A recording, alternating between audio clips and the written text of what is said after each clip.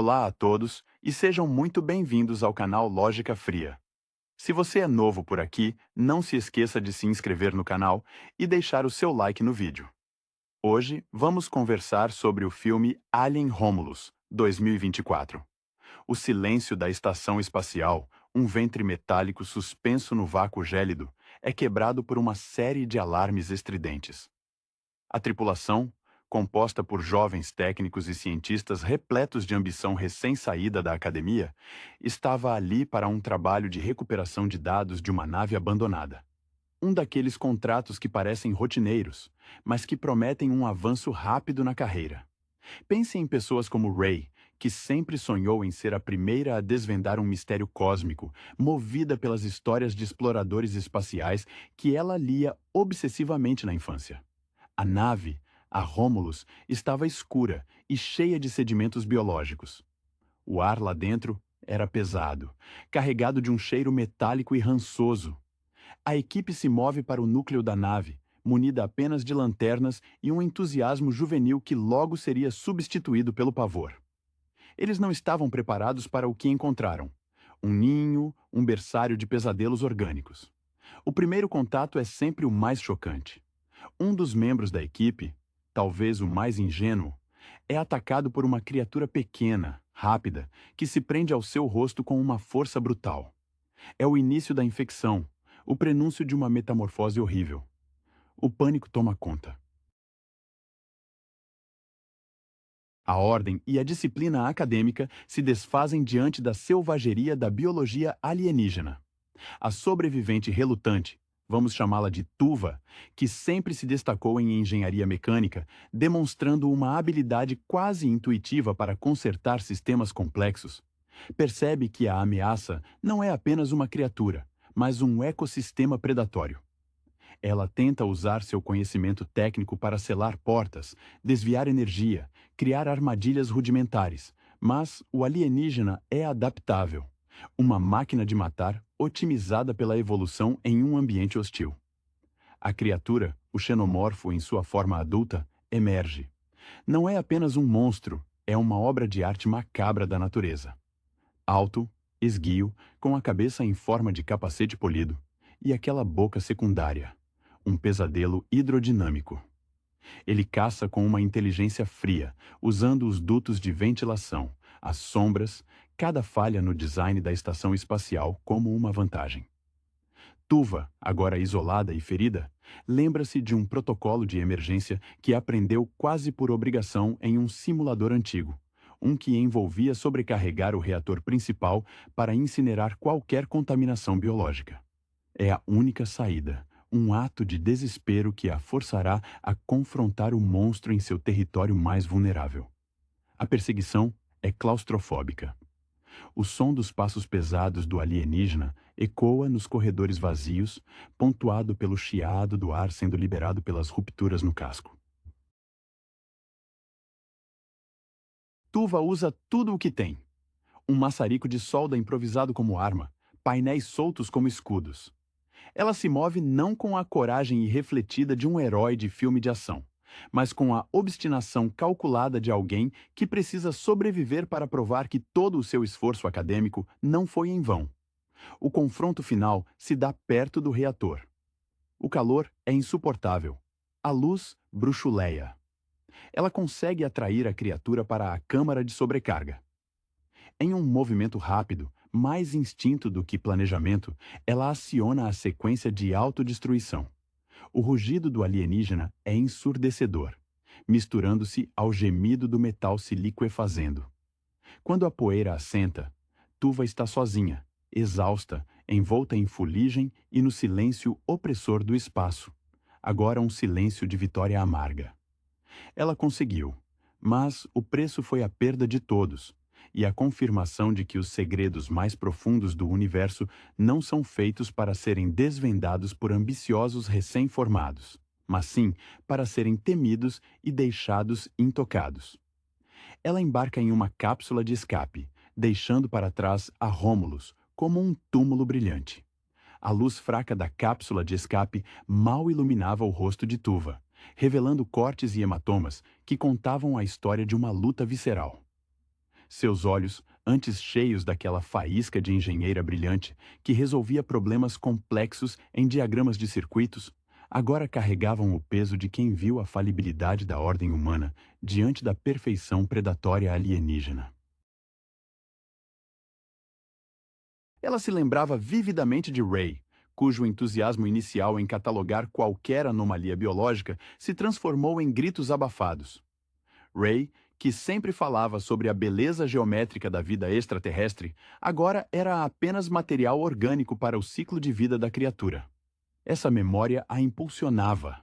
Uma necessidade cruel de honrar o sacrifício, ainda que fosse um sacrifício nascido de uma curiosidade mal direcionada. O módulo de escape vibrava ligeiramente, o som constante funcionando como um bálsamo estranho após o silêncio mortal da estação.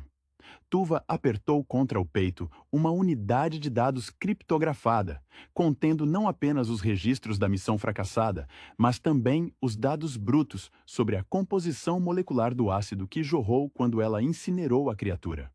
Sua mente, ainda treinada para a análise, já tentava decifrar a taxa de corrosão, a resistência térmica, buscando padrões onde só havia caos letal. Ela não queria apenas sobreviver. Ela queria entender o que a quase a destruiu, uma obsessão inerente à sua formação.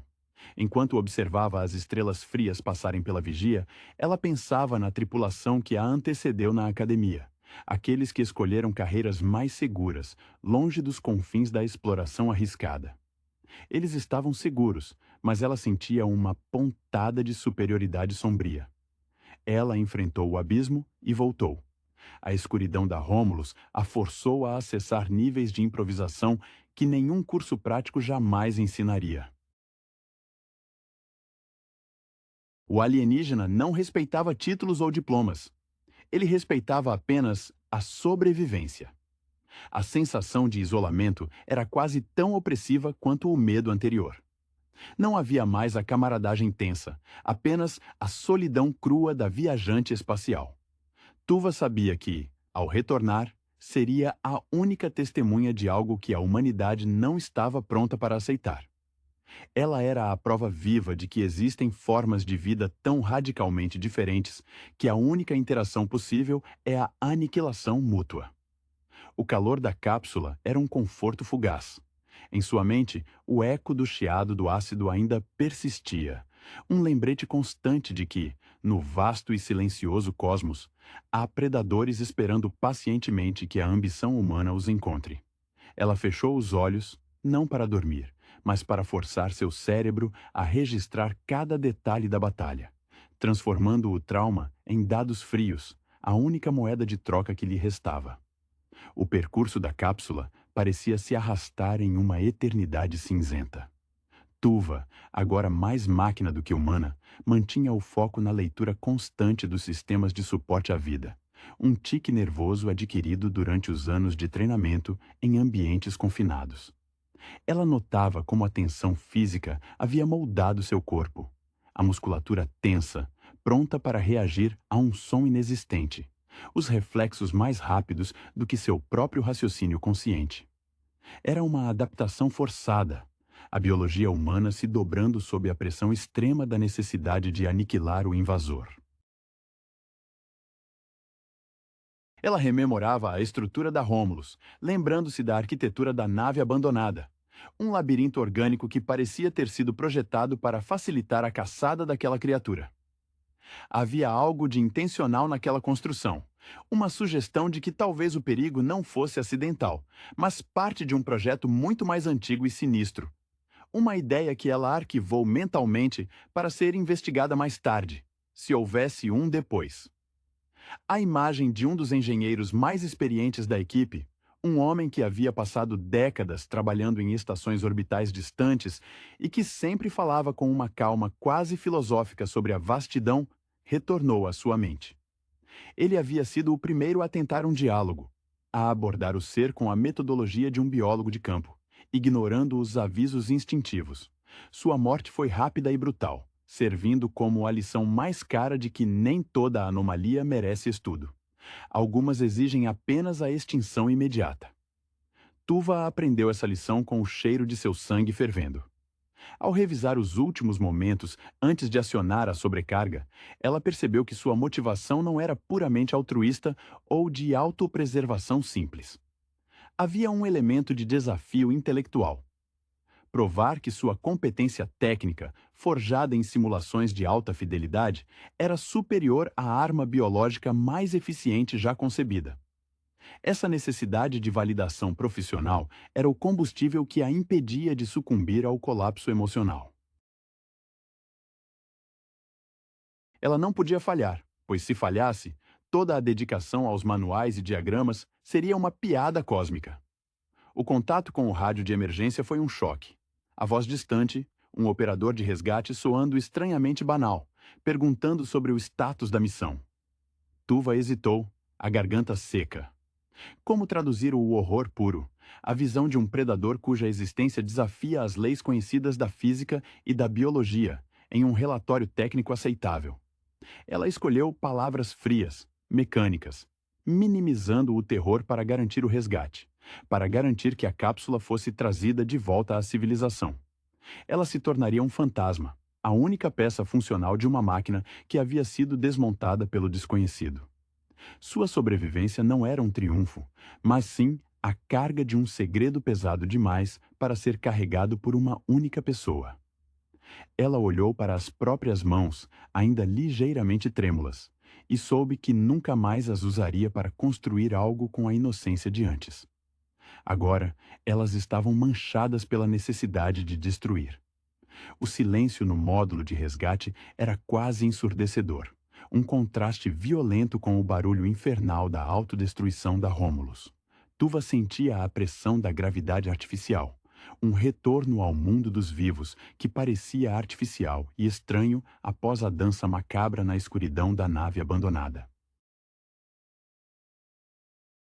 Seus olhos estavam fixos no monitor de diagnóstico, não buscando notícias de resgate imediato, mas verificando constantemente os níveis de radiação interna, um resquício de paranoia que se enraizou em seu ser. Ela se tornara obsessivamente cautelosa com qualquer coisa que pudesse ser vestígio microscópico daquela infecção. A lembrança mais persistente não era do terror, mas da precisão calculada do xenomorfo. Ela se recordava de como ele esperava, imóvel nas sombras de um compartimento de carga, utilizando a acústica do metal para mapear seus movimentos. Isso era o que a diferenciava de Ray e dos outros. Tuva, com sua paixão por sistemas de controle e feedback loop, conseguia apreciar a elegância letal da criatura, mesmo enquanto lutava por sua vida. Era uma admiração relutante, a do engenheiro que reconhece um design superior, embora maligno. Ela tocou a cicatriz superficial em seu antebraço, um rasgo que mal atingiu a pele, mas que serviu como um lembrete constante do quão perto ela esteve de se tornar um hospedeiro. Essa proximidade com o limiar da transformação gerou uma clareza brutal sobre a sua carreira. Os projetos ambiciosos, as patentes que almejava, tudo parecia fútil agora. O universo não se importava com diagramas de fluxo. Ele se importava com a capacidade de morder e se replicar. Sua ambição mudou de moldar o futuro tecnológico para garantir que aquele horror permanecesse encapsulado no vácuo. Ao se preparar para o contato visual com a equipe de resgate, Tuva ensaiou sua fachada. Ela tinha que ser a sobrevivente traumatizada, mas funcional. Sua história precisava ser crível. Uma falha de contenção da nave, um acidente de reator, qualquer coisa que não envolvesse a descrição de um ser com uma mandíbula secundária e um ciclo de vida parasitário. Ela havia mentido para salvar sua vida. Agora, teria que mentir para salvar a sanidade do resto da humanidade. A unidade de dados em seu colo era seu fardo secreto. A verdade em código binário que ela guardaria até o dia em que sentisse que o risco de revelá-la fosse menor do que o risco de escondê-la. Ela era a única pessoa em 1 milhão de quilômetros que entendia a verdadeira vulnerabilidade da espécie. E esse conhecimento a isolava mais do que qualquer distância espacial. O retorno à Terra seria menos um resgate e mais o início de um exílio auto-infligido, sob o peso da sua terrível competência. Quando a nave de resgate finalmente se acoplou, o ar pressurizado da câmara de descompressão trouxe um cheiro insípido de ozônio e metal esterilizado, o perfume da segurança burocrática. Tuva observou os socorristas, figuras robustas em trajes de resgate impecáveis, movendo-se com a eficiência previsível de quem lida com desastres controlados, não com o caos primordial. Havia uma distância perceptível entre ela e eles, uma barreira invisível tecida a partir do ácido alienígena e do desespero. Os paramédicos a moveram com cautela, tratando-a como um artefato frágil que mal sobrevivera a um acidente industrial. Ela permitiu a avaliação superficial, os exames de estresse e as perguntas repetitivas sobre o mau funcionamento do sistema. Sua mente, no entanto, estava ocupada em compartimentalizar a experiência. Cada memória vívida da perseguição era selada em um setor isolado do cérebro, acessível apenas quando ela estivesse sozinha e segura o suficiente para enfrentar a análise forense de sua própria sobrevivência. Na enfermaria da nave de resgate, enquanto lhe administravam um sedativo leve, Tuva observou o médico que a examinava. Ele era jovem, com os olhos brilhantes de quem ainda acredita na infalibilidade da medicina espacial moderna. Ele falava em termos de choque pós-traumático e estresse de missão. Tuva sorriu fracamente, um movimento que mal alcançou seus olhos. O que ele chamava de trauma era, na verdade, uma atualização de firmware, um reajuste radical de seus parâmetros de risco. Ela havia sido testada além de qualquer simulação projetada e havia reescrito seu próprio código de sobrevivência. A unidade de dados estava firmemente presa sob sua roupa, junto à pele, um calor residual que a confortava. Ela percebeu que a verdadeira missão não era mais a recuperação de dados da Romulus, mas a guarda desses dados. Se a corporação descobrisse a verdadeira natureza da ameaça, a ganância por patenteá-la ou explorá-la seria ainda mais perigosa do que o próprio monstro. Ray e os outros haviam morrido por uma curiosidade científica ingênua. Tuva sabia que a humanidade, em sua arrogância, faria o mesmo se lhe fosse dada a chance. Ao se afastar da luz ofuscante da enfermaria, caminhando lentamente para a área de quarentena designada, ela sentiu um peso renovado. A sobrevivente não era apenas uma pessoa resgatada. Era um repositório de conhecimento proibido. A vastidão silenciosa que antes representava possibilidades ilimitadas, agora parecia um cemitério escuro, repleto de coisas que esperavam, pacientes, que a próxima onda de ambição humana batesse à sua porta. Seu futuro não seria de reconhecimento ou glória acadêmica, mas de vigilância constante, uma sentinela solitária no limiar entre a ignorância protegida e a verdade letal do cosmos. A quarentena se estabeleceu como um ambiente esterilizado e opressor. Um paradoxo onde a segurança física era a maior ameaça à sua sanidade. Tuva passava horas olhando para as paredes brancas, imaginando que cada sombra era o contorno esguio do xenomorfo, cada ruído da ventilação, o arrastar de sua cauda quitinosa.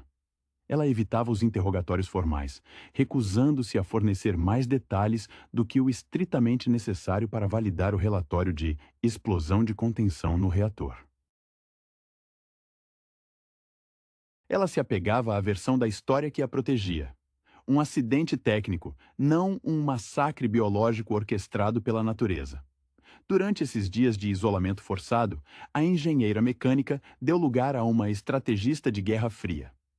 Ela começou a analisar a equipe de resgate, não como salvadores, mas como potenciais interrogadores, ou pior, como vetores de contaminação institucional. Ela notou os olhares curiosos, a maneira como os médicos focavam em sua saúde mental, tentando desconstruir sua narrativa através de psicologia, falhando em entender que a mente dela estava mais clara e focada do que nunca. A memória mais perturbadora que ela permitiu emergir conscientemente era a do rosto de um dos técnicos, um rapaz que estava se preparando para pedir a namorada em casamento. Ele tentou negociar com a criatura, oferecendo-lhe seu comunicador como um presente. O gesto de paz, nascido de um coração ingênuo, foi recebido com uma explosão de ácido e brutalidade. Tuva absorveu essa imagem como um aviso final. A empatia humana era um luxo que o universo hostil não tolerava. Sua sobrevivência foi uma negação daquele instinto de apaziguamento. Ela começou a treinar sutilmente, mesmo confinada. Pequenos exercícios de resistência com o peso do próprio corpo contra a parede da cela, mantendo os músculos preparados. A disciplina física era uma âncora contra a deriva mental. Ela pensava em sua antiga professora de termodinâmica, uma mulher austera, que lhe ensinou que a energia nunca é criada nem destruída, apenas transformada. A energia do terror que ela sentiu se transformou em uma reserva fria e duradoura de vigilância. Quando finalmente foi liberada da quarentena, Tuva foi recebida com honras silenciosas e uma oferta de reclusão em um centro de pesquisa de elite. Eles queriam sua experiência, sua visão sobre a falha da Romulus. Ela aceitou, mas com suas próprias condições não ditas. Ela não seria mais uma funcionária ambiciosa buscando reconhecimento. Ela seria uma guardiã. A unidade de dados criptografada era a chave para manter o horror sob controle, um artefato perigoso que ela guardava como um talismã contra a estupidez humana. Ela sabia que sua vida dali em diante seria uma farsa cuidadosamente construída, vivendo nas sombras da ciência, pronta para sabotar qualquer avanço que ameaçasse acordar o predador novamente. O cosmos havia lhe mostrado seu verdadeiro mestre, e ela jamais o esqueceria. O centro de pesquisa, uma instalação subterrânea isolada, era o novo palco para a performance de Tuva. O ambiente era opulento em sua funcionalidade, repleto de telas que exibiam dados astronômicos e modelos tridimensionais de engenharia avançada, tudo projetado para mascarar a verdadeira natureza dos segredos que ali se guardavam. Ela era tratada como uma heroína ferida, uma fonte inestimável de experiência de campo. Mas era mantida em um estado de isolamento estratégico, sob o pretexto de recuperação psicológica. Tuva se integrou ao corpo técnico com uma eficácia assustadora. Ela não oferecia sugestões. Ela apresentava soluções finais e definitivas para problemas que outros consideravam insolúveis. Seus relatórios sobre a integridade estrutural da Romulus eram impecáveis, mas meticulosamente esvaziados de qualquer menção à biologia que destruiu a estação. Ela se tornou a especialista em falhas catastróficas de contenção, sua reputação construída sobre a morte de seus colegas e a destruição da nave. Era uma moeda suja, mas lhe garantia acesso aos níveis mais profundos da segurança da instalação. Sua rotina era estritamente controlada, mas isso permitia-lhe tempo para estudar os protocolos de armazenamento de materiais biológicos sensíveis da base. Ela observava as lacunas, os pontos fracos no sistema de segurança que poderiam ser explorados por alguém que soubesse exatamente o que procurar. Ela não temia a criatura, mas temia a burocracia e a ganância que poderiam, inadvertidamente, replicar o desastre. A ideia de que alguém tentasse recriar o agente patogênico, ou pior, usar sua adaptabilidade como arma, era o verdadeiro pesadelo. Em uma noite, enquanto simulavam uma falha de energia em seu terminal, Tuva finalmente teve a coragem de criptografar os dados da unidade de sobrevivência em um servidor de backup pessoal, uma ação de extremo risco que a deixava vulnerável. Ao fazer isso, ela permitiu que uma onda de emoção a atingisse. Saudade da vida simples que ela abandonara. Ela se lembrava de um breve momento antes da missão, sentada em sua pequena varanda terrestre, observando a chuva cair. Um desejo banal de normalidade. Esse desejo era agora uma impossibilidade. Ela se via como um filtro humano, a última linha de defesa entre o horror biológico e a infraestrutura tecnológica da humanidade. Seus dias eram gastos aprimorando defesas virtuais contra vazamentos de dados, construindo barreiras digitais tão impenetráveis quanto as paredes metálicas que ela selou na Romulus. A engenheira que buscava construir o futuro agora dedicava sua vida a prevenir o retorno de um passado pré-histórico e letal. A verdadeira vitória, ela concluiu, não era sobreviver ao monstro, mas garantir que o monstro permanecesse uma nota de rodapé aterradora na história da exploração espacial, enterrado sob camadas de mentiras técnicas e vigilância incessante.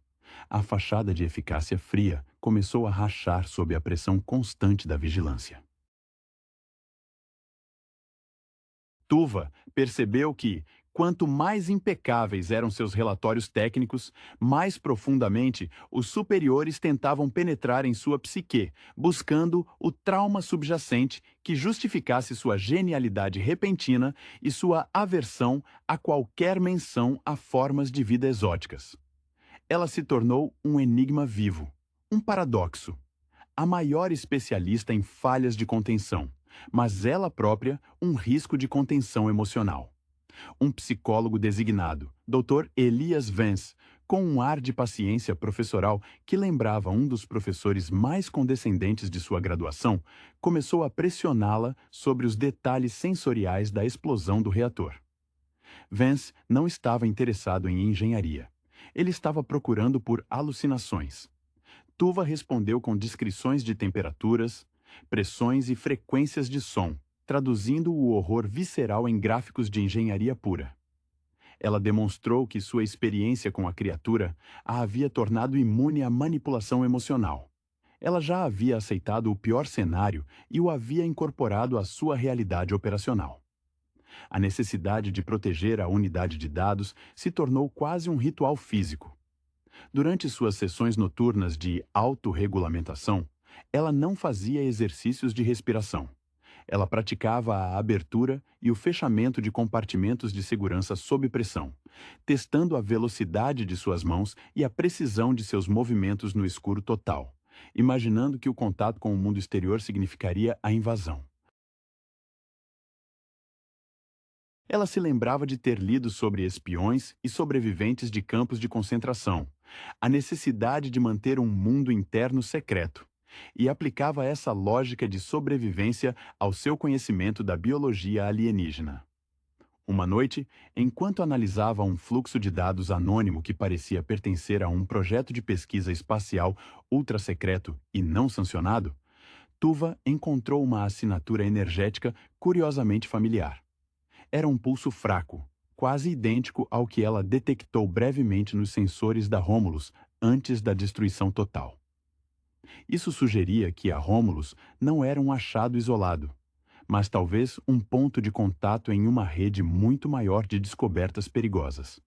A ideia de que a criatura poderia ter sido transportada ou que outras equipes estavam perseguindo o mesmo segredo a atingiu com a força de uma revelação. Seu objetivo mudou de apenas guardar o segredo para ativamente desmantelar qualquer investigação paralela. Ela começou a sabotar sutilmente as análises de longo alcance da instalação, introduzindo erros de calibração em telescópios de alta resolução e direcionando projetos de busca para setores vazios do espaço. Sua carreira de heroína de engenharia lhe dava o poder de ser uma sabotadora de nível cósmico. Ela estava lutando não apenas contra a criatura que matou seus amigos, mas contra a própria natureza humana de buscar o que é perigoso, garantindo que a Romulus permanecesse como o último túmulo conhecido de um terror biológico absoluto. A descoberta do pulso energético familiar acendeu em Tuva uma chama de determinação gélida. Não se tratava mais de luto ou sobrevivência individual. Era uma guerra preventiva contra a própria curiosidade humana. Se outros estavam rastreando a mesma assinatura, isso significava que o parasita não havia sido isolado com a destruição da Romulus. Ele era um problema sistêmico, talvez até um sinal de que a espécie alienígena possuía uma capacidade de propagação que transcendia o mero contato físico. Ela começou a usar sua posição privilegiada para auditar os sistemas de comunicação de longa distância da instalação. Seu acesso permitia que ela visualizasse os logs de dados brutos de sondas enviadas a sistemas estelares distantes, áreas que a corporação considerava de baixo interesse científico, mas que eram ideais para esconder segredos. Foi em um desses logs, um registro quase descartado de uma sonda automatizada enviada para uma nebulosa fria e densa, que ela encontrou a evidência que confirmava seus piores medos. Havia um padrão de transmissão repetitivo, um tipo de chamado codificado que, quando filtrado pela matemática que ela desenvolveu no desespero da Rômulus, correspondia à frequência eletromagnética natural que a criatura emitia ao caçar. O Dr. Vance, percebendo que Tuva estava cada vez mais distante e menos cooperativa durante as sessões de terapia, intensificou a vigilância psicológica. Ele percebeu que a engenheira estava se fechando em um domínio puramente técnico, usando a linguagem da engenharia como um escudo. Um dia, ele confrontou-a diretamente, não sobre o acidente, mas sobre a ausência de expressão emocional genuína. Você não está processando, senhorita Tuva. Você está calculando a próxima etapa. O que exatamente você está calculando? Tuva respondeu, olhando-o sem piscar, a voz perfeitamente nivelada, como se estivesse relatando a pressão em um cano. Estou calculando a taxa de falha do sistema humano em reconhecer e conter ameaças que operam fora de seus modelos conceituais pré-existentes, doutor. Meus cálculos sugerem que a taxa de falha é 1, ou seja, a garantia de reincidência é quase absoluta. Meu trabalho atual é criar barreiras de software que compensem essa falha orgânica. Naquela noite, ela executou sua primeira grande manobra de sabotagem. Usando um acesso que ela havia secretamente mapeado meses antes, ela injetou um algoritmo de feedback vicioso nos sistemas de processamento de dados que monitoravam as sondas de longo alcance. O algoritmo não destruiria a rede, mas a tornaria extremamente ineficiente, forçando os cientistas a trabalharem com dados desatualizados e incompletos, essencialmente cegando a instalação para o que estivesse acontecendo fora dos limites imediatos do sistema solar. Ela sentiu um alívio tênue. O segredo da Rômulus estava, por enquanto, protegido pelo tédio e pela confusão técnica que ela havia semeado. No entanto, essa vitória era momentânea. Ela sabia que, eventualmente, alguém com a mesma ambição que Ray teria a sorte ou a imprudência de encontrar novamente aquele sinal no vazio. E então, Tuva estaria pronta, uma espectadora em sua própria vida, dedicada à tarefa interminável de manter o universo seguro de si mesmo. Sua carreira de heroína havia se tornado uma carreira de sabotadora silenciosa. Uma cruzada solitária movida pela experiência do terror mais puro que o cosmos poderia oferecer. A solidão da guarda imposta se tornara a única forma de paz para Tuva. Ela vivia em um estado de hiperconsciência, onde cada sombra projetada pelos corredores esterilizados da instalação parecia ter uma cauda longa e esguia. A negação do trauma pelos outros era seu escudo mais forte. Enquanto eles viam a engenheira brilhante que superou um acidente, ela se via como o portador da contaminação, uma bomba relógio de conhecimento perigoso. Seu acesso aos dados, conquistado através de sua competência técnica implacável, permitiu-lhe mapear a rede de pesquisa global. Ela descobriu que a assinatura energética que havia rastreado não era um novo achado, mas um eco de outras missões fracassadas, engavetadas sob códigos de perda de telemetria ou anomalia de campo gravitacional. A humanidade não era ingênua, era simplesmente teimosa e propensa a esquecer lições caras. A Rômulus não era um ponto de partida, mas sim a última estação de uma longa linha de encontros infelizes. Doutor. Vance, o psicólogo, mudou sua tática. Em vez de buscar a emoção, ele começou a elogiar a lógica de Tuva, tentando se infiltrar em sua fortaleza técnica. Ele a abordou com a sugestão de que, se ela era tão hábil em engenharia de contenção, talvez devesse liderar uma nova divisão focada em prevenção de risco biológico de classe ômega. Era uma oferta tentadora, pois lhe daria controle total sobre os protocolos de descarte e isolamento de qualquer material suspeito. Tuva viu a armadilha, mas também viu a oportunidade.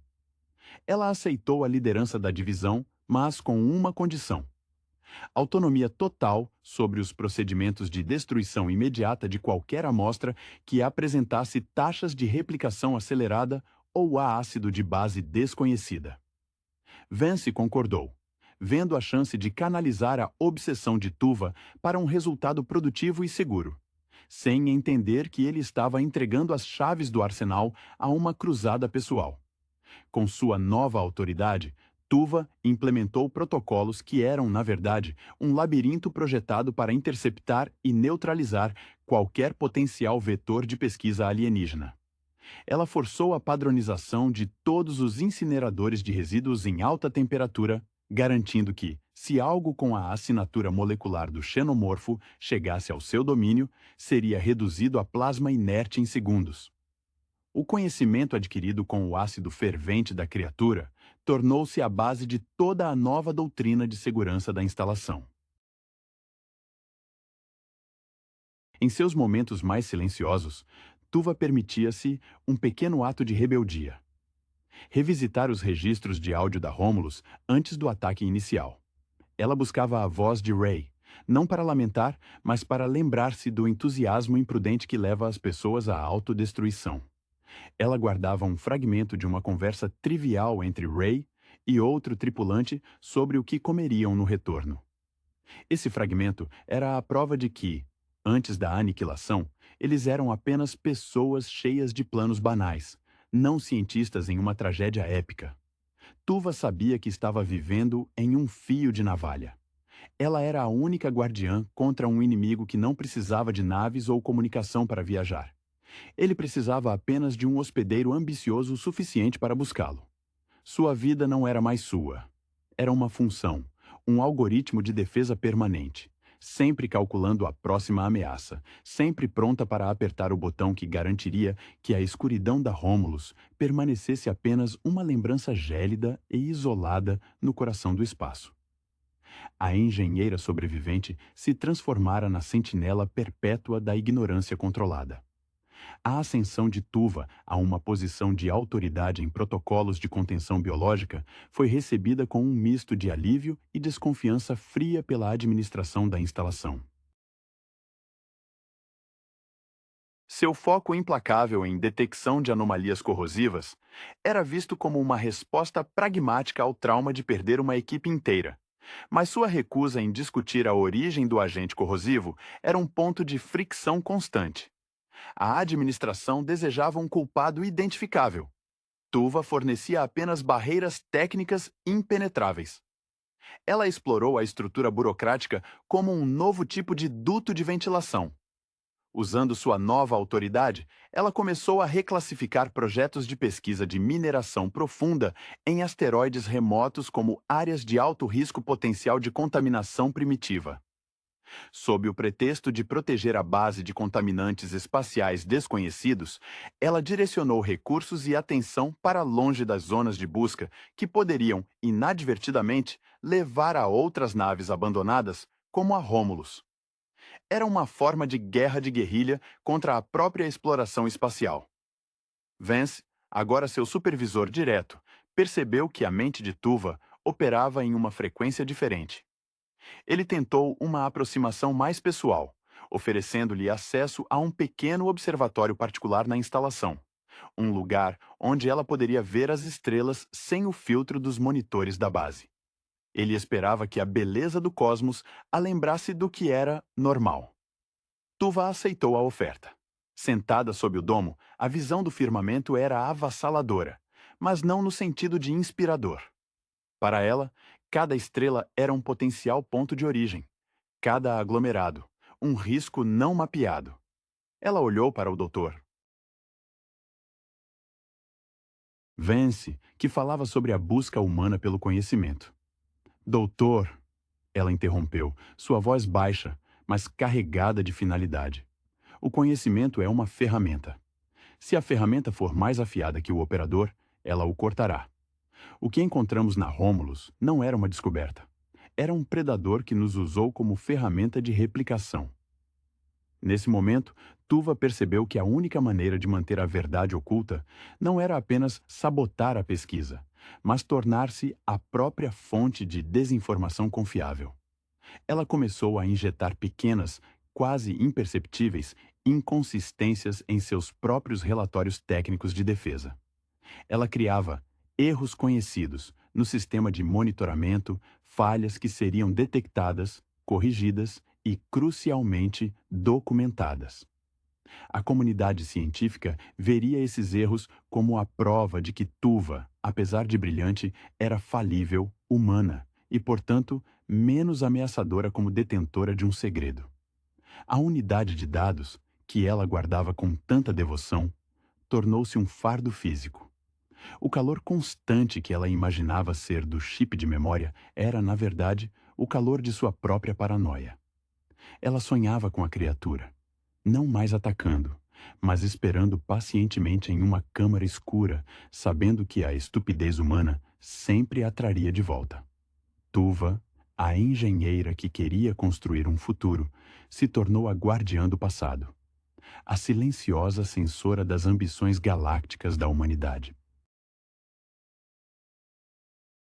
Ela continuou sua vigília, sabendo que, a qualquer momento, a próxima missão de exploração, impulsionada por alguém tão otimista e ingênuo quanto Ray, poderia acender um novo sinal no vazio. E ela teria que estar pronta para apagar aquela luz antes que ela se tornasse um incêndio incontrolável. Sua vida era a negação constante do heroísmo, um sacrifício solitário para manter a maior e mais terrível lição do universo sob o tapete. Os elogios da administração ressoavam na mente de Tuva como ecos vazios em um túnel metálico. Eles a viam como um motor de contenção, uma máquina de eficiência programada para lidar com o desvio de protocolo. A capa de engenheira estoica funcionava perfeitamente, mas por baixo dela, o aço de sua determinação estava gasto, temperado por noites sem dormir, onde a escuridão da Rômulus parecia mais real do que as paredes brancas da instalação. A criação de erros conhecidos era um jogo perigoso de xadrez contra seus próprios superiores. Ela introduzia bugs sutis nos sistemas de detecção de radiação de alta energia, forçando a equipe de manutenção a gastar semanas rastreando anomalias falsas. Isso não apenas desviava o foco de seus verdadeiros objetivos de monitoramento, mas também aprimorava sua própria compreensão sobre as vulnerabilidades dos sistemas que ela havia ajudado a projetar anos atrás. Sua genialidade se tornara uma arma de duplo gume. Ela era a única que poderia criar as defesas mais robustas e a única que conhecia as brechas mais profundas. Uma tarde, enquanto analisava os relatórios de descarte de resíduos, ela encontrou o nome de Vance em uma lista de autorizações de acesso a um laboratório de biologia molecular avançada, uma ala da instalação que ela pensava estar focada em engenharia genética agrícola. O pânico, uma emoção que ela raramente permitia, apertou seu peito. Vance, o paciente observador, o homem que falava sobre a busca humana pelo conhecimento, poderia estar tentando estudar, ou pior, replicar, algo que ele suspeitava que ela estava escondendo. Tuva não hesitou. Ela sabia que Vance, embora bem intencionado em sua busca pela verdade, era exatamente o tipo de indivíduo que a criatura explorava. O intelectual curioso. Ela ativou um protocolo de emergência pré-programado. Um que exigia o bloqueio total de acesso a qualquer laboratório que estivesse lidando com taxas de crescimento celular não lineares. A desculpa oficial seria um risco de contaminação cruzada vindo de um simulador de teste de estresse. Ao invadir remotamente o sistema de segurança do laboratório de Vance, ela encontrou a prova: pequenos frascos contendo culturas de bactérias com membranas externas anormalmente resistentes a solventes ácidos padrão. Não era o xenomorfo, mas era um estudo preliminar, um eco da curiosidade que havia condenado Ray. Vance estava tateando no escuro, tentando entender a química da sobrevivência extrema. Tuva desativou as fontes de energia do laboratório remotamente, mergulhando a ala em um blackout controlado. Ela não enviou uma mensagem de aviso. O silêncio era a mensagem. Quando Vance a confrontou no corredor, a frustração mal contida em seus olhos, ela manteve sua máscara de frieza profissional. Doutor, ela disse, sem desviar o olhar, Seus procedimentos de calibração estavam apresentando desvios perigosos. O reator de irradiação estava no limite da saturação. Eu interrompi o suprimento de energia para evitar uma falha catastrófica de contenção no nível molecular. Pensei que isso seria óbvio, dada a minha experiência. Vance olhou para ela, a descrença misturada com um respeito relutante. Ele percebeu que ela não estava apenas protegendo um segredo. Ela estava ativamente neutralizando qualquer um que chegasse perto demais da verdade, mesmo que fossem seus aliados. Tuva se afastou, sentindo o peso da unidade de dados como um coração artificial pulsando contra suas costelas.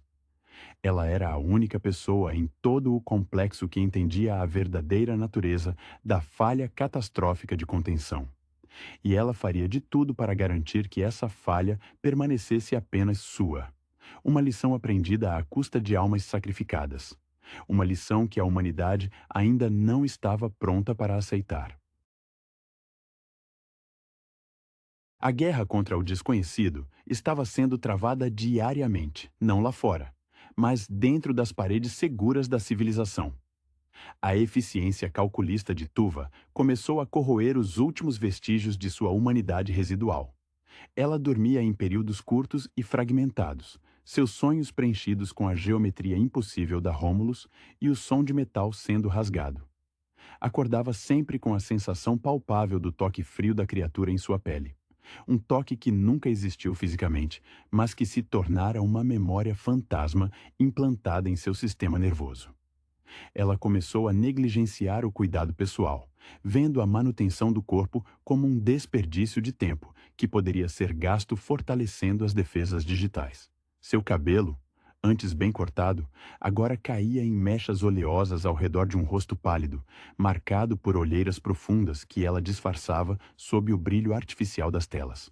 Seu corpo, antes tenso por preparação, agora vibrava com um tremor constante, não de medo, mas de sobrecarga de processamento mental.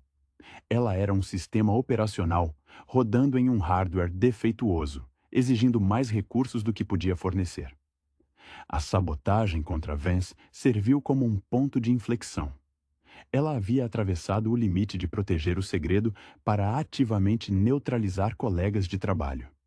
Isso cimentou sua identidade como uma agente dupla, uma heroína pública e uma agente de destruição preventiva privada. Ela passou a observar Vance com uma nova intensidade, sabendo que ele era o tipo de pessoa que, ao não encontrar o perigo, tenderia a procurá-lo em outras áreas. Tuva direcionou seus algoritmos de auditoria para as redes de suprimentos de matéria-prima.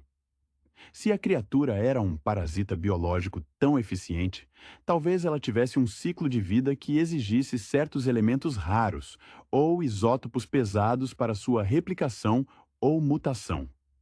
Ela vasculhou os registros de pedidos de mineração de asteroides, procurando por desvios mínimos nos padrões de compra que sugerissem pesquisas não autorizadas em química exótica.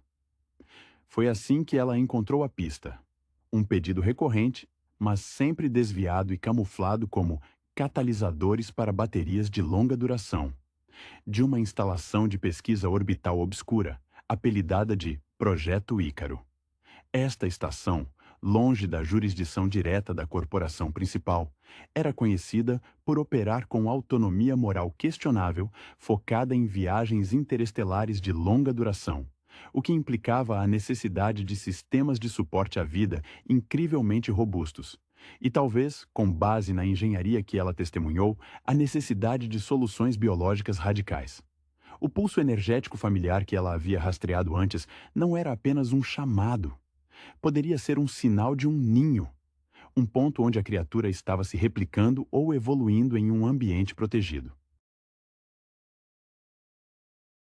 A ideia de que a ameaça não estava enterrada no passado, mas ativa e crescendo em uma instalação paralela, despertou nela uma fúria fria. Não havia tempo para sutilezas com Vance ou com a burocracia. Ela invadiu os sistemas de controle de tráfego da base, acessando os registros de manutenção de todas as naves de transporte que faziam rota para a órbita do Projeto Ícaro. Ela não podia simplesmente destruir a estação, pois isso alertaria todo o sistema sobre a natureza do que estava sendo escondido. Ela precisava de uma intervenção cirúrgica, um acidente que parecesse inevitável devido à tecnologia falha. Tuva se dirigiu à câmara de comunicações de emergência da estação, uma área de acesso restrito que ela raramente usava, exceto para calibrar seus sistemas de segurança. O operador de rádio local, um homem gordo e sonolento chamado Harris, mal a reconheceu sob a luz fraca. Protocolo de interceptação de emergência. Código ômega 3. Tuva sibilou, usando o código de falha máxima que ela mesma havia criado. Harris empalideceu, obedecendo instintivamente. Enquanto Harris digitava os comandos de bloqueio de rota, Tuva se inclinou sobre o console, falando diretamente para o microfone aberto, enviando um sinal de sobrecarga intencional para o sistema de navegação do principal cargueiro com destino ao Ícaro. A mensagem seria distorcida, mas a intenção seria clara para qualquer engenheiro de campo. Um erro de cálculo na trajetória. Isto é uma mensagem para a tripulação do Ícaro, não oficial. Ela disse, sua voz metálica e sem emoção, um fantasma falando através da estática. A falha que vocês buscam não é um projeto. É uma consequência. Mantenham o vácuo. Não tentem construir o que já existe. Ao desligar a comunicação, Tuva sentiu uma onda de vertigem. Ela havia acabado de condenar uma nave e potencialmente toda uma estação orbital para manter o segredo de um pesadelo alienígena. O peso da responsabilidade não era mais apenas manter o segredo. Era decidir quem viveria e quem morreria, para garantir que a humanidade permanecesse ignorante. A engenheira de sistemas agora era uma juíza cósmica, e seu veredito era sempre o mesmo: contenção absoluta, mesmo que isso significasse sacrificar aqueles que ousavam olhar para a escuridão. A chegada de Alien Romulus ao panorama cinematográfico de 2024, sob a direção de Fede Alvarez, um cineasta cuja trajetória oscila entre o terror visceral de Evil Dead, 2013, e a tensão claustrofóbica de Don't Breathe, 2016, prometia um retorno às raízes sombrias da franquia, distanciando-se um pouco dos desvios mais filosóficos ou de ação pura das últimas incursões.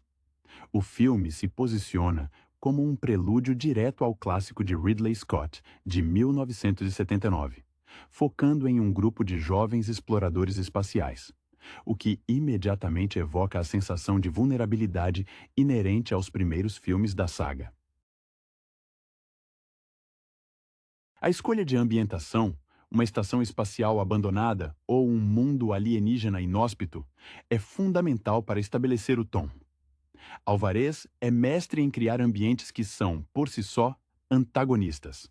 Sua filmografia demonstra uma predileção por espaços confinados onde a luz é um recurso escasso e o silêncio é prenúncio de violência.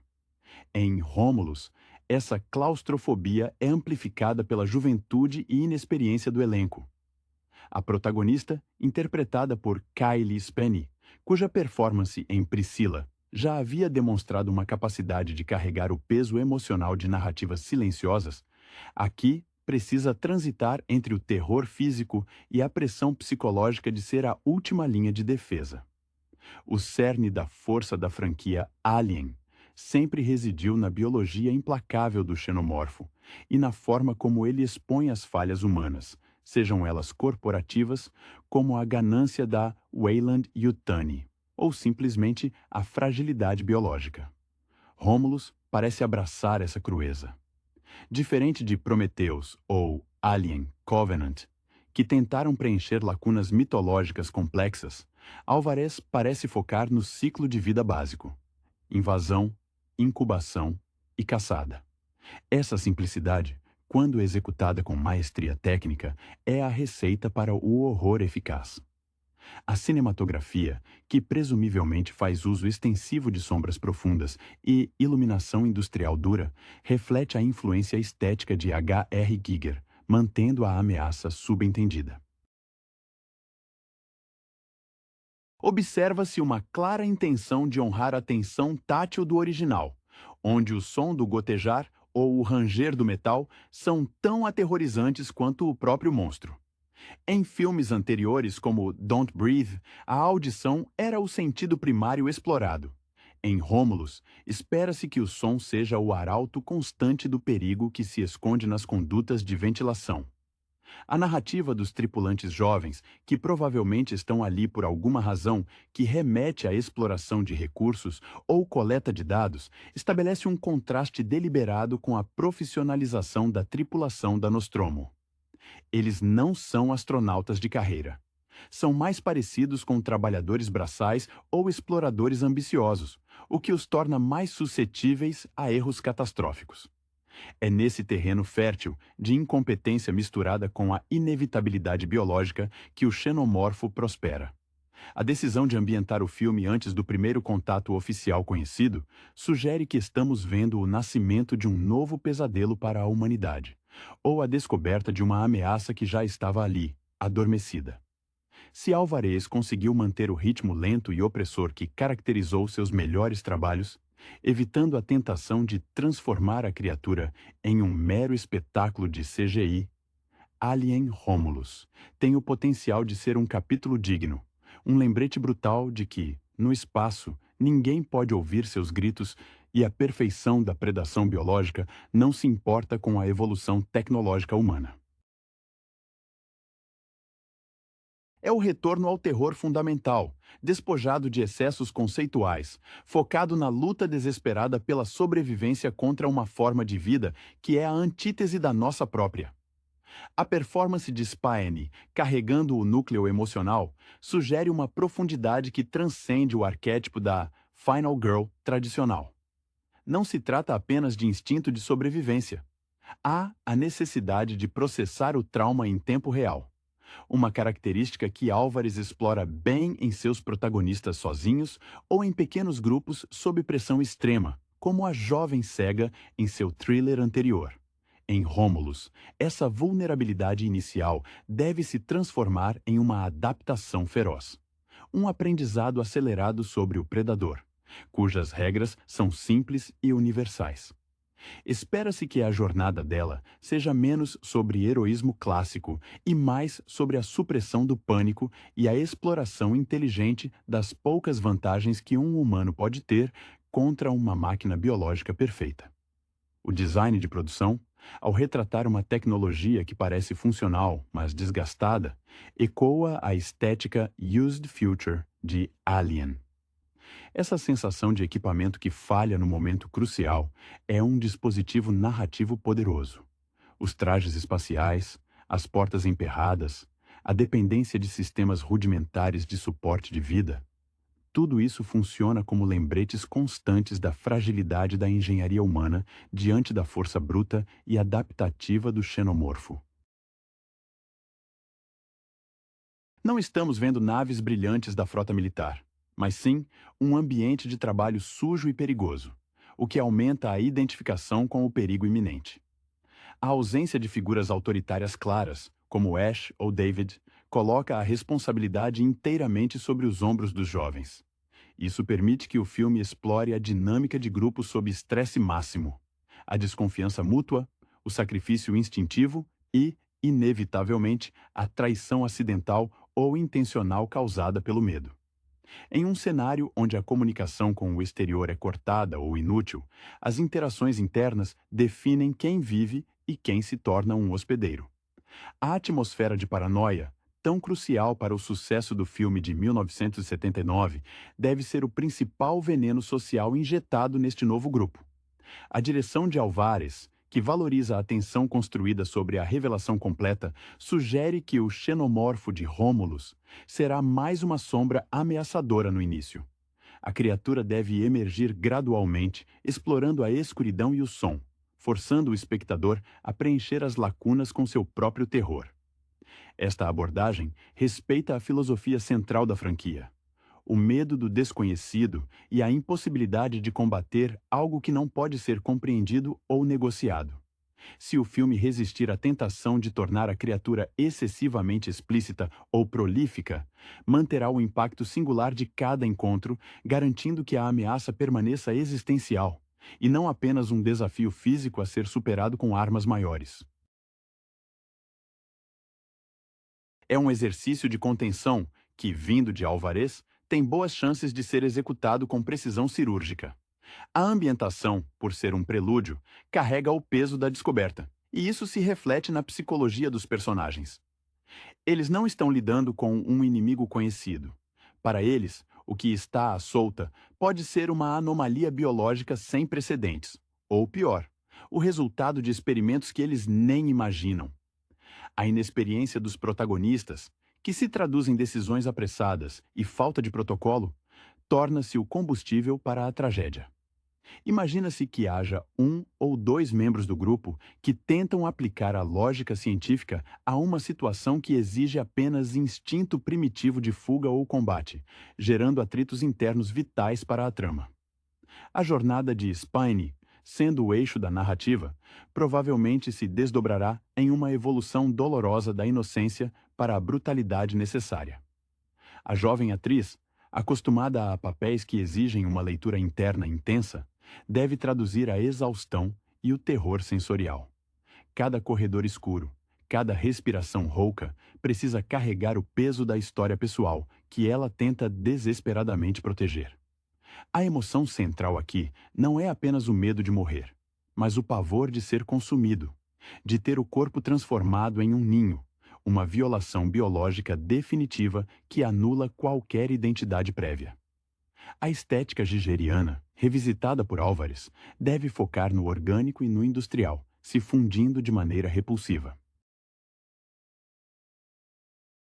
Espera-se que os cenários não sejam apenas passivos, mas sim reativos ao horror, com fluidos viscosos, marcas de ácido e a textura metálica fria que contrasta com o calor da vida humana prestes a ser extinta. Essa justaposição sensorial é o que historicamente tornou os filmes Alien tão perturbadores. A tecnologia que deveria proteger acaba se tornando parte da armadilha. Ademais, o silêncio da estação, quebrado apenas pelos ruídos do xenomorfo, potencializa a sensação de isolamento cósmico. Este não é um filme de sobrevivência urbana. É a solidão absoluta contra uma forma de vida que domina perfeitamente seu ambiente. O que diferencia essa prequela é a falta de conhecimento prévio sobre a ameaça. Os protagonistas não têm os manuais de contenção da USS Sulaco. Eles estão improvisando com ferramentas inadequadas e a adrenalina do pânico. Isso confere ao filme um senso de urgência e desespero que a trilogia posterior, mais focada em guerra ou colonização, perdeu um pouco. Rômulus se firma na promessa de ser um estudo de caso sobre o colapso humano diante da perfeição predatória, filmado com a perícia de um diretor que sabe como extrair o máximo do terror com o mínimo de exposição. A escolha de Fede Álvares em situar Rômulus antes do original de 1979 permite explorar a inocência perigosa da humanidade em relação a ameaças cósmicas desconhecidas. Seus personagens não carregam o peso da lore estabelecida, o que é uma bênção para o suspense.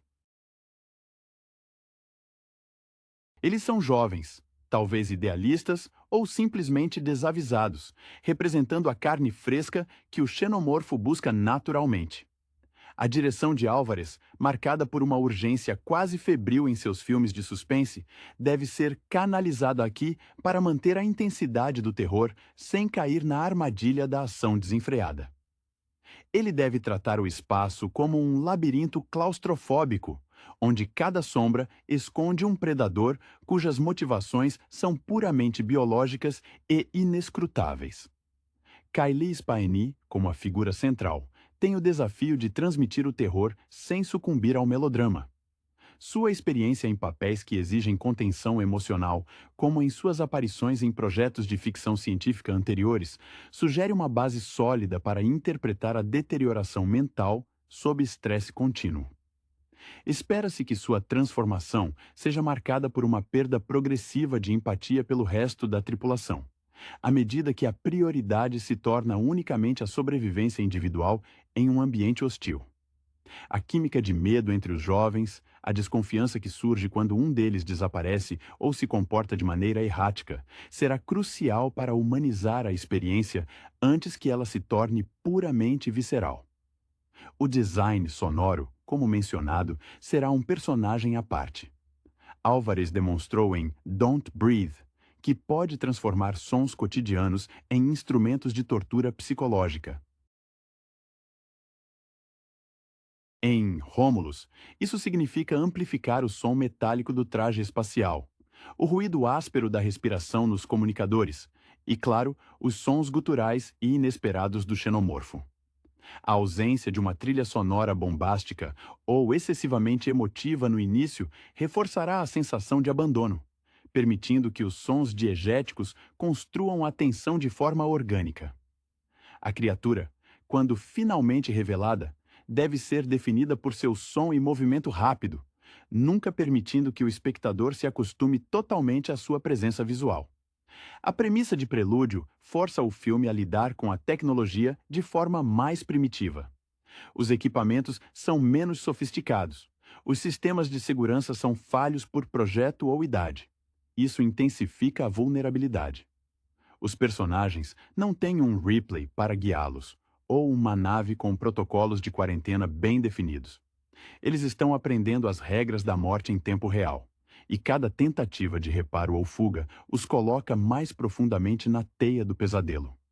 Este cenário despojado é onde Álvares brilha, transformando limitações técnicas em vantagens narrativas, forçando os personagens a usarem inteligência bruta e desespero contra a perfeição evolutiva da criatura.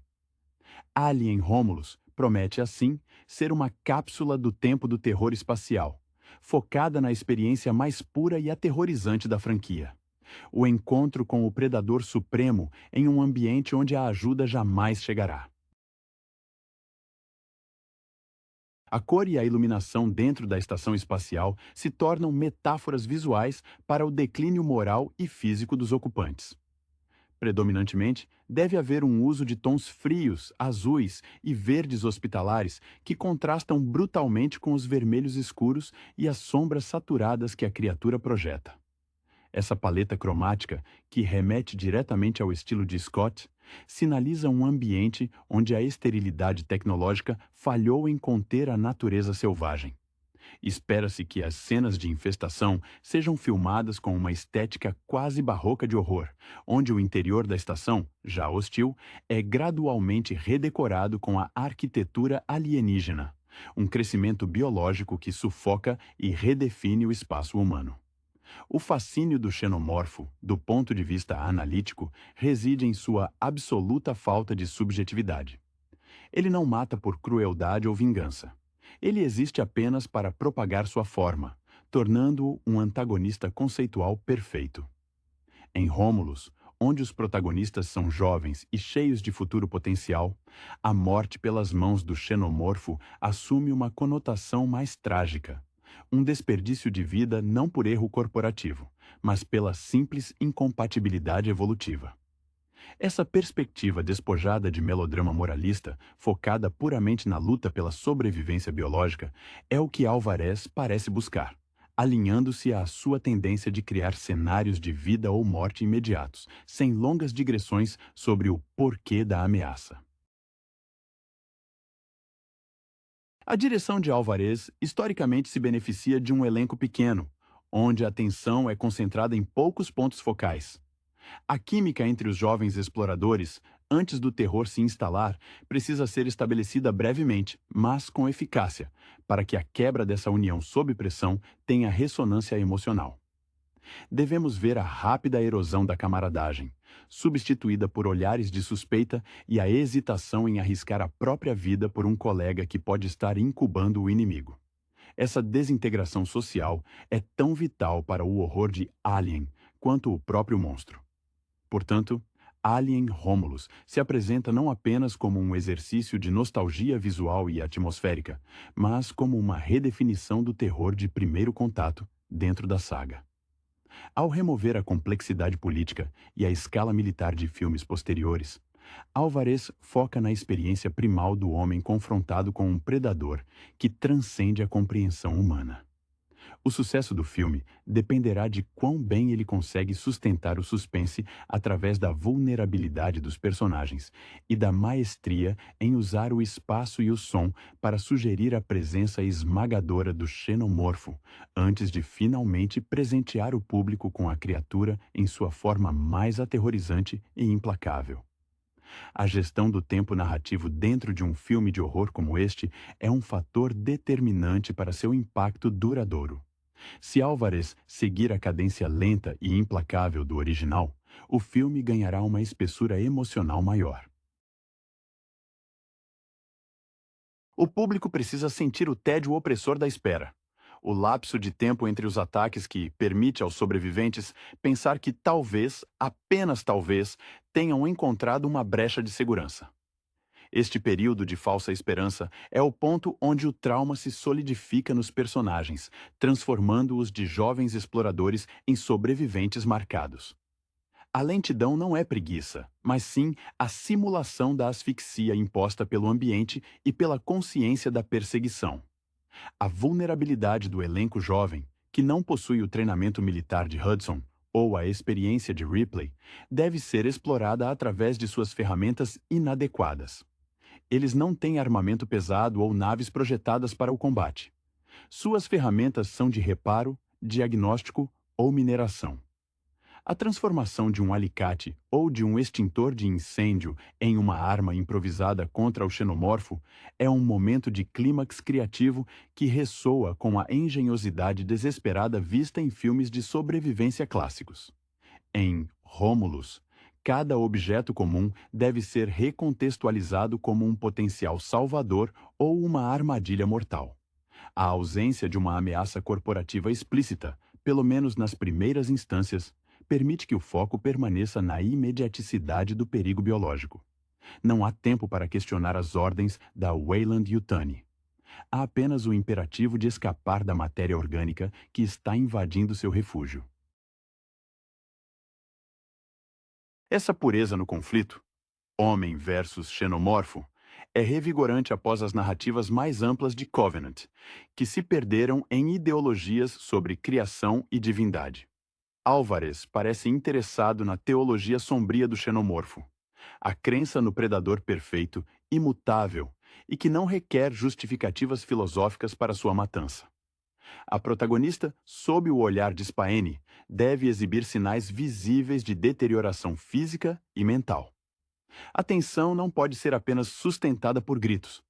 Precisa ser visível nas olheiras, na forma como ela segura a arma ou no pânico contido em seu olhar quando tenta raciocinar sob adrenalina. Espera-se que Álvarez utilize planos fechados intensos, forçando o espectador a compartilhar a visão claustrofóbica da personagem, onde o campo de visão é restrito, e o perigo pode surgir de qualquer ângulo periférico. Esta imersão sensorial é a assinatura de um bom filme de terror, e Álvarez já provou ser capaz de orquestrar tais experiências. Romulus tem, portanto, o desafio de honrar um legado sem se tornar uma mera repetição, injetando a adrenalina crua de seus trabalhos anteriores na fria e calculista mitologia de Giger. A ambientação de Romulus, sendo um prelúdio, estabelece uma atmosfera de desconhecimento que amplifica o terror. Os personagens não estão em uma estação de mineração isolada, mas provavelmente em uma estrutura de exploração pioneira, onde a infraestrutura de segurança ainda é rudimentar. Isso sugere que os sistemas de ventilação são ruidosos, as portas não se fecham com a mesma vedação hermética da Nostromo, e a própria estrutura parece mais experimental e, portanto, mais propensa a falhas catastróficas sob estresse. Essa fragilidade da arquitetura serve como um espelho da fragilidade dos próprios exploradores. A juventude do elenco implica que eles podem estar ali por ambição ou desespero financeiro, e não por dever militar ou científico rigoroso, tornando suas reações ao horror mais instintivas e menos controladas por protocolos estabelecidos. A direção de arte, ao retratar essa tecnologia de primeira geração, deve ser sutil.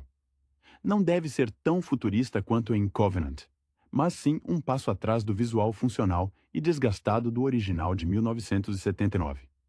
Essa tecnologia mais antiga, ou menos confiável, adiciona uma camada de frustração tangível. O rádio estático não é um capricho narrativo, mas um reflexo de equipamentos que ainda não atingiram a confiabilidade necessária para missões de alto risco. Essa desconfiança na própria ferramenta de trabalho é um fator de estresse constante. Em termos de emoção, a jornada da protagonista deve ser a de alguém forçada a crescer, em questão de horas. Kylie Spenny deve transitar da curiosidade ou até mesmo da leve arrogância juvenil para uma compreensão sombria da sua insignificância biológica diante do xenomorfo. O horror não virá apenas dos sustos, mas da lenta realização de que todos os seus conhecimentos prévios são inúteis. Seus colegas de tripulação, provavelmente representações de diferentes falhas humanas, o excessivamente cauteloso, o impulsivo, o que tenta negar a realidade, servirão como catalisadores para seu próprio despertar. A morte desses coadjuvantes, filmada com a brutalidade implícita de Álvares, deve ser um lembrete constante do preço da inação ou do erro. O xenomorfo, neste contexto anterior, deve ser percebido quase como um evento geológico ou biológico inevitável, e não como um mero inimigo a ser combatido. Álvarez, ao evitar a necessidade de justificar a presença da criatura com engenharia genética complexa, retorna à ideia de que ela é uma força da natureza, perfeitamente adaptada para aniquilar qualquer outra forma de vida.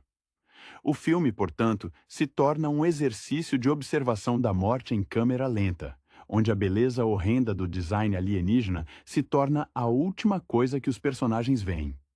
A contenção na exibição da criatura é crucial. Sua silhueta, seu movimento nas sombras e o som de seu esguicho ácido são os verdadeiros protagonistas do terror até o clímax. Rômulus almeja ser a prova de que a simplicidade do terror biológico, quando filmada com precisão técnica e foco na experiência humana imediata, supera qualquer expansão mitológica. A direção de arte e o design de produção em Alien Romulus precisam navegar com precisão pela linha tênue entre a estética industrial suja do original e a necessidade de apresentar uma tecnologia que ainda não atingiu o patamar de sofisticação das naves subsequentes. Espera-se que o visual seja dominado por painéis analógicos, cabos expostos e uma iluminação de emergência intermitente que força os personagens e o espectador a se acostumarem com a penumbra. Esse visual de futuro usado não é apenas um detalhe estético. É uma ferramenta narrativa que impede a fuga fácil através da tecnologia. Cada painel que falha ao ser tocado, cada porta que emperra, reforça a sensação de que os humanos estão em desvantagem tecnológica fundamental contra a biologia alienígena. A performance de Spenny, sendo o ponto de ancoragem emocional, deve incorporar a exaustão que transcende o medo momentâneo. Em um cenário de isolamento total, onde a esperança de resgate é nula, o horror psicológico se torna a maior ameaça interna. A protagonista não luta apenas contra um predador. Ela luta contra o colapso de sua própria sanidade diante da irracionalidade da ameaça. Fede Álvares, conhecedor da arte de explorar a claustrofobia mental, provavelmente pressionará Spenny a exibir microexpressões de desespero contido, a hesitação antes de tomar decisões de vida ou morte em frações de segundo. A inexperiência do grupo significa que eles estão cometendo erros básicos de sobrevivência, e o público testemunha, com angústia, a curva de aprendizado brutal imposta pela criatura. O xenomorfo em Romulus, situado cronologicamente no início da saga, tem a vantagem de ser uma lenda ainda não confirmada. Sua apresentação deve ser o ápice da contenção, utilizando o som e o movimento rápido em espaços confinados. A criatura deve ser vista em relances fugazes, talvez apenas seu contorno reflexivo em uma superfície molhada ou o som inconfundível de sua cauda chicoteando. Essa tática respeita a lição mais valiosa dos filmes originais. O que a mente preenche com o próprio terror é sempre mais assustador do que o que a câmera pode mostrar. A criatura é, neste ponto da cronologia, a anomalia desconhecida, e sua apresentação visual precisa ser reservada até que o impacto emocional do massacre dos jovens exploradores tenha sido completamente estabelecido. Alien Romulus se firma, assim, como um retorno à pureza do terror de sobrevivência.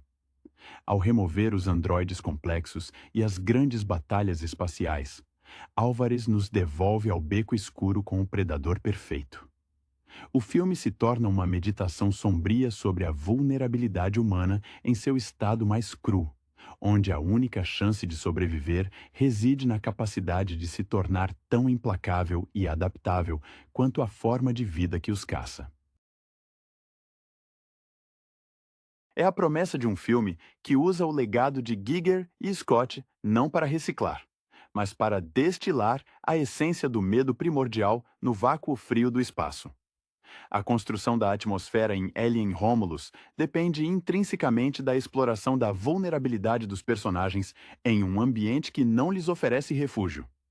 A estação, por ser um local de exploração inicial, carece da robustez estrutural e dos protocolos de segurança que seriam encontrados em uma nave de grande porte, como a Nostromo. Isso significa que as barreiras físicas são fracas, dutos de ventilação mais largos, painéis de acesso mal vedados e sistemas de pressurização que falham sob o menor impacto. Esta precariedade estrutural traduz-se diretamente em ansiedade para o espectador, pois a linha entre o seguro e o infectado é tênue e facilmente violável. A performance de Kylie Spenny deve espelhar a luta interna entre a necessidade de agir como líder improvisada e o peso do pânico.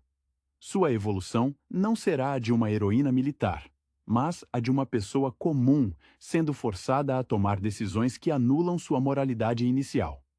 Em cenas de desespero, espera-se que a direção de Alvarez explore o cansaço físico extremo, a desidratação, a falta de sono, como um fator que gradualmente deteriora seu julgamento.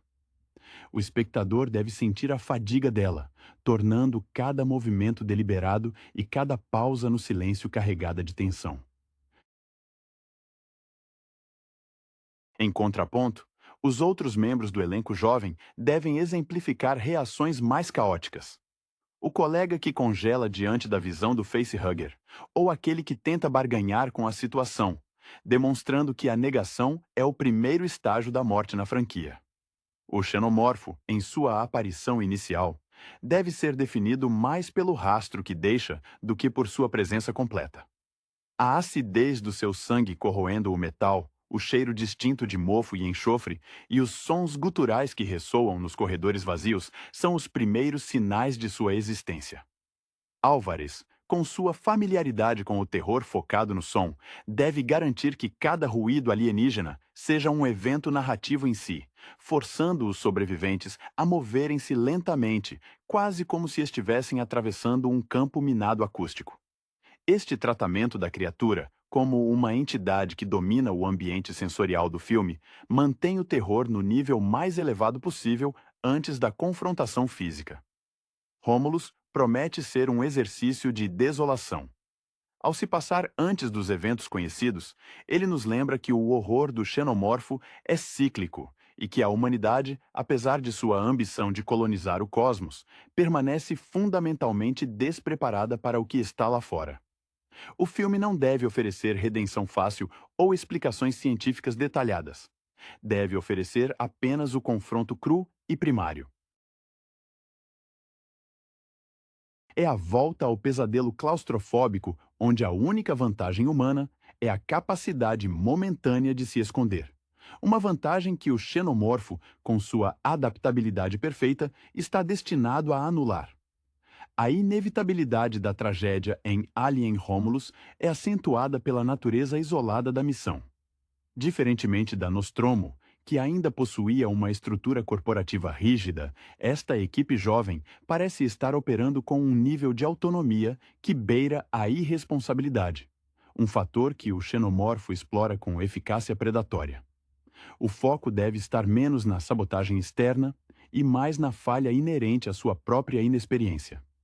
Seus laços interpessoais, criados em um ambiente de trabalho árduo e isolamento prévio, são a primeira vítima da infestação. A desconfiança que se instala quando um deles começa a manifestar sintomas ou simplesmente desaparece sem deixar rastro é uma forma de terror social que precede o terror biológico. A paranoia se torna um filtro através do qual cada sombra e cada ruído são interpretados. Kylie Spaeny, neste cenário, é a âncora da resiliência humana, mas uma resiliência forjada no fogo do pânico. Espera-se que sua personagem não seja apenas reativa, mas que demonstre lampejos de raciocínio tático sob pressão extrema, lembrando a frieza que Ripley desenvolveu gradualmente. A atriz deve transmitir a dor de ter que tomar decisões impopulares, como selar uma área sabendo que há alguém vivo lá dentro, em prol da sobrevivência coletiva, ou, em última instância, da sua própria. A transição de uma colega de tripulação para uma caçadora desesperada deve ser dolorosamente visível em sua postura e na maneira como ela evita contato visual, temendo o que pode estar escondido no olhar de quem resta. A direção de Fede Alvarez, em sua exploração da claustrofobia espacial, provavelmente fará uso intensivo de planos longos e sem cortes visíveis quando a perseguição estiver em andamento. Isso força o espectador a compartilhar a perspectiva limitada dos personagens presos em corredores apertados e salas de máquinas repletas de vapor e escuridão. A beleza horrível do design de Giger, que transforma a tecnologia em algo orgânico e repugnante, ganha nova vida quando confrontada com equipamentos de menor escala, mais intimistas. As paredes da estação, em vez de serem apenas metal, parecem respirar e reagir à presença do xenomorfo, absorvendo a escuridão e a umidade da criatura. Rômulus se estabelece, portanto, como um experimento sobre a desumanização em face do predador biológico perfeito. O filme não questiona a natureza da criatura, mas sim a capacidade humana de manter a coesão social quando confrontada com algo que anula a própria definição de vida. O sucesso deste prelúdio residirá na sua capacidade de honrar a tensão lenta e sufocante do filme seminal, enquanto usa a inexperiência de seu jovem elenco para pavimentar o caminho para a inevitável e terrível descoberta da humanidade sobre o xenomorfo. É um conto de advertência sobre os limites da nossa arrogância tecnológica diante da perfeição evolutiva. A estética sonora de Alien Romulus deverá ser um componente fundamental na construção do pavor, seguindo a máxima de que o que não se vê é sempre mais aterrorizante. Fede Álvares, com sua habilidade em manipular a paisagem auditiva, deve transformar o silêncio opressor do vácuo em um elemento ativo de ameaça. Os sons ambientais da estação, o zumbido distante de um gerador, o gotejar constante de condensação, o metal rangendo sob tensão, funcionam como falsas pistas, mascarando o som mais letal. O deslizar rápido, quase inaudível, do xenomorfo sobre superfícies metálicas. A respiração ofegante da protagonista, amplificada pelos microfones de seus capacetes ou comunicadores, serve como um cronômetro interno para o terror, marcando cada segundo de sua vulnerabilidade. A jornada emocional de Kylie Spaeny está intrinsecamente ligada à perda da inocência tecnológica. Seus personagens jovens talvez depositem uma confiança excessiva nos instrumentos que os cercam. O momento em que o sistema de segurança falha, ou quando uma porta automatizada se recusa a abrir sob comando, é o ponto de inflexão, onde a ficção científica dá lugar ao horror puro. Espera-se que a atriz transmita a frustração e o pânico que advém de saber que a ciência e a engenharia, suas supostas aliadas, se tornaram ineficazes contra uma força que opera fora de todas as regras conhecidas. A câmera, posicionada em ângulos baixos ou muito fechados, deve intensificar essa sensação de encarceramento físico e mental. A representação do xenomorfo, sendo um prelúdio, sugere que ele ainda é um mistério quase mítico para estes exploradores. O filme ganha força se a criatura for tratada como uma força da natureza perversa, sem a necessidade de explicar sua origem complexa ou seus objetivos além da replicação biológica.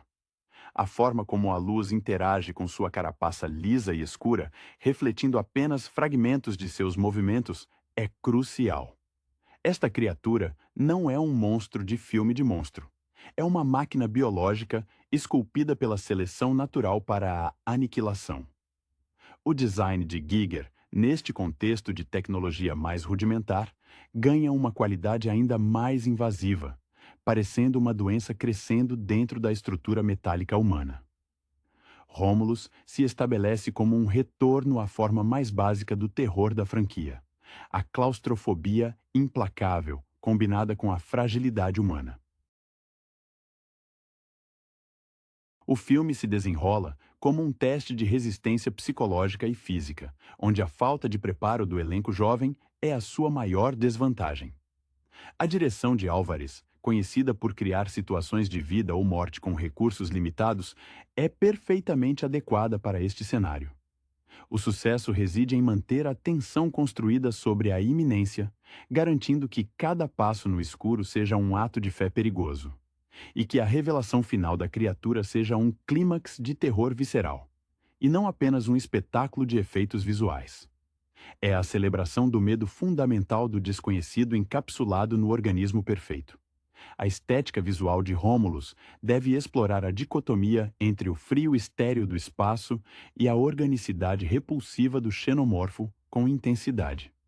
A estação, nesse período de exploração pioneira, provavelmente ostenta painéis de controle que exigem manipulação manual, com alavancas pesadas e luzes de advertência piscando em tons de âmbar e vermelho, em vez dos interfaces holográficos de produções futuras. Essa materialidade da tecnologia aumenta o impacto sensorial do terror. Quando o xenomorfo ataca, o dano não é apenas um glitch digital, mas uma destruição física, com fluidos biológicos reagindo violentamente ao metal e à fiação exposta.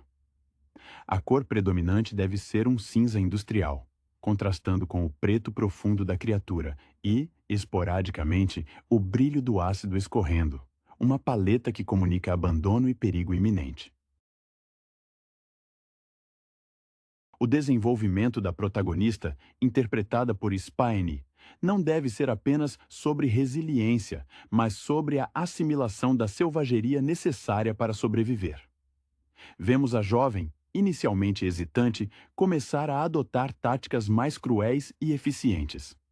Isso pode se manifestar na forma como ela manuseia as ferramentas improvisadas. Não mais com a delicadeza de uma técnica, mas com a precisão bruta de quem precisa matar para viver. A emoção central em Spine será a erosão da empatia. A necessidade de sacrificar um companheiro que se tornou um risco biológico, um possível hospedeiro, deve ser um momento de ruptura psicológica profunda, onde a pessoa que ela era morre junto com a inocência do grupo. Álvares deve filmar esses momentos de escolha moral, com um foco implacável na reação do rosto dela, forçando o espectador a testemunhar a dor da adaptação forçada. A ausência de referências diretas a corporações maquiavélicas ou a cientistas loucos no início do filme, que seriam mais pertinentes nas narrativas posteriores, simplifica o conflito. É uma luta de vida ou morte contra a perfeição predatória. O xenomorfo, neste contexto inicial, deve ser o terror puro e sem propósito, além de sua biologia implacável. Sua introdução visual deve ser gradual e devastadora. Em vez de um ataque frontal, Álvares pode empregar o terror do close-up extremo. A mandíbula interna estendendo-se em um vislumbre rápido, a visão através do olho saliente da criatura refletindo o pânico, ou o som inconfundível de seus pés articulados se movendo no teto. Alien Romulus tem a promessa de ser um retorno à fonte, despojando a mitologia de camadas desnecessárias para focar no encontro primal. Se Álvares conseguir equilibrar a performance contida de Spaene Com a construção atmosférica sufocante, o filme não apenas homenageará o original, mas oferecerá uma nova perspectiva sobre o quão rapidamente a civilização e a tecnologia se desintegram quando confrontadas com a mais eficiente máquina de matar da galáxia. A contagem regressiva para a morte, mediada pelo ruído e pela escuridão, será o coração pulsante deste prelúdio. A vulnerabilidade dos personagens em Rômulus é intensificada pela natureza efêmera da comunicação e pela precariedade dos sistemas de navegação. Numa época anterior à consolidação das redes de comunicação interestelar, o isolamento não é apenas geográfico, mas também informativo. Os protagonistas operam com dados incompletos e atrasados, o que os impede de formar uma imagem completa da ameaça. Espera-se que as cenas de comunicação sejam marcadas por estática densa e a impossibilidade de confirmar a localização de perigos, transformando cada chamado de rádio em um exercício de fé desesperada. Quando um colega desaparece, o silêncio que se segue não é apenas a ausência de resposta, mas a confirmação aterradora de que a rede de segurança se rompeu. A inexperiência do elenco jovem se manifesta na hesitação em danificar o próprio ambiente em nome da defesa. Eles estão acostumados a consertar, não a destruir. A decisão de selar um setor, por exemplo, não é vista como uma medida protetiva, mas como um ato de destruição de propriedade, o que gera conflitos morais imediatos. O personagem que insiste em seguir o manual ou o protocolo de não contaminação, mesmo quando a vida está em risco, torna-se um obstáculo trágico para aqueles que já abraçaram a brutalidade da sobrevivência. Essa fricção interna, alimentada pela negação e pelo medo de ultrapassar limites éticos desconhecidos, é o combustível para as primeiras vítimas, que sucumbem não apenas ao xenomorfo, mas à discórdia interna. O design de som, sob a direção de Álvares, deve ir além do ruído da criatura e focar no som da falha humana. O ruído dos circuitos em curto-circuito, o som pesado e úmido de um corpo sendo arrastado por dutos de ventilação, ou o som seco do capacete rachando sob pressão, são esses os sons que definem o horror deste prelúdio. A câmera deve frequentemente focar no ouvido do personagem,